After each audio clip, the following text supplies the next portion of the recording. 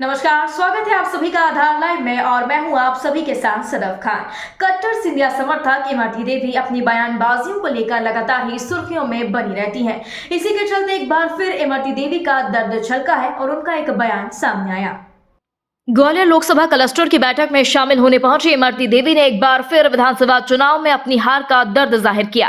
पूर्व मंत्री इमरती देवी ने अपनी ही पार्टी के लोगों पर जमकर निशाना साधते हुए बड़ा बयान दिया। उन्होंने इस बार अपनी हार का ठीकरा सीधे तौर पर पार्टी के लोगों पर फोड़ा। इमरती देवी ने अपने बयान में दावा किया है कि उनके विधानसभा चुनाव में बीजेपी पार्टी के कार्यकर्ता, मंडल अध्यक्ष और जिला अध्यक्ष तक किसी ने भी काम नहीं किया। इमरती देवी ने खुलकर अपनी ही पार्टी के कार्यकर्ता, मंडल अध्यक्ष और जिला अध्यक्ष पर गंभीर आरोप भी लगाए।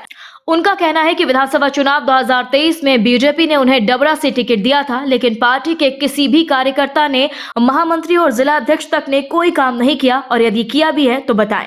पूरा चुनाव उन्होंने अपने दम पर ही लड़ा। यह गद्दारी किसी भी व्यक्ति के इशारे पर हो सकती है। इमरती देवी का कहना है कि मैं सिर्फ चुनाव हारी हूं, हिम्मत नहीं। पार्टी में ऐसे कई लोग भी हैं जो बीजेपी को अपनी मां कहते हैं, लेकिन जब चुनाव की बात आती है तो चुनाव में कांग्रेस को वोट डालते हैं। इसका साफ मतलब है कि ऐसे लोग अपनी मां को ही लात मारने से भी बाज नहीं आते। इसी के साथ ही इमरती देवी ने लोकसभा चुनावों में टिकट मांगने को लेकर भी अपनी बात रखी। आप टिकट मांग रही थी लेकिन पार्टी ने टिकट नहीं दिया, कुछ मन में कोई पीड़ा है, दुख तो हुआ होगा आपको? आपको ये गलत कहना है कि मैं टिकट मांग रही थी। अगर मैं टिकट मांगती तो टिकट मिलता। मैंने टिकट लोकसभा का मांगा ही नहीं। किसी नेता से मांगा हो तो कोई बता दे कि हमसे क्यों। मैंने ज्योतिरादित्य सिंधिया जी पर भी टिकट नहीं मांगा, इसलिए मुझे टिकट नहीं मिला। एक और सवाल है कि सिंधिया जी गुना में लड़ रहे हैं, पिछली बार हार गए थे, इस बार कैसे देख रही हैं? कांग्रेस कोई मजबूत प्रत्याशी ढूंढ रही है वहां पर, अरुण यादव जैसे कोई मजबूत नेता को उतार। महाराज से मजबूत हुआ कोई नहीं आएगा और श्रीमान ज्योतिरादित्य सिंधिया गुना सीकरी से चुनाव जीतेंगे, ये हम गारंटी दे रहे हैं।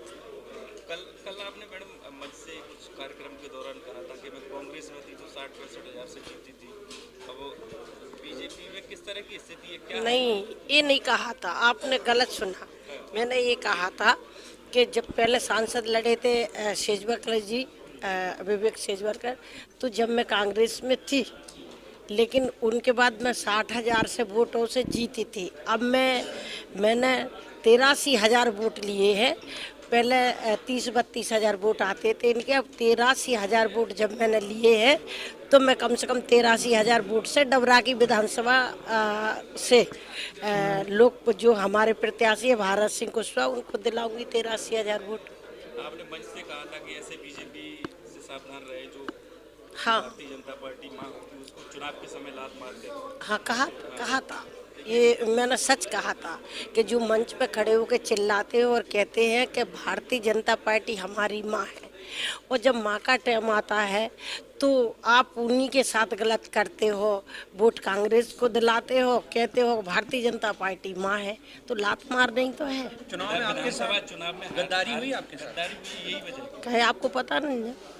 किस तरह हमसे क्या पूछ रहे हैं? किस तरह की गद्दारी हुई आपके? नहीं, आपको पता है कि किसी भी कार्यकर्ता ने एक भारतीय जनता पार्टी के मंडल, चाहे जिला अध्यक्ष, चाहे महामंत्री, किसी ने काम करा हो तो आप बता दो। किसी ने काम नहीं किया। मैंने तो अपना चुनाव अपनी दम पे लड़ा। किसके इशारे पर हुआ ये? इतनी ताकत तो नहीं है किसी में। काऊ के इशारे पे भाव है, चुनाव ही तो हारे परी थोड़ी हम में, बस अब रोटी खा लो।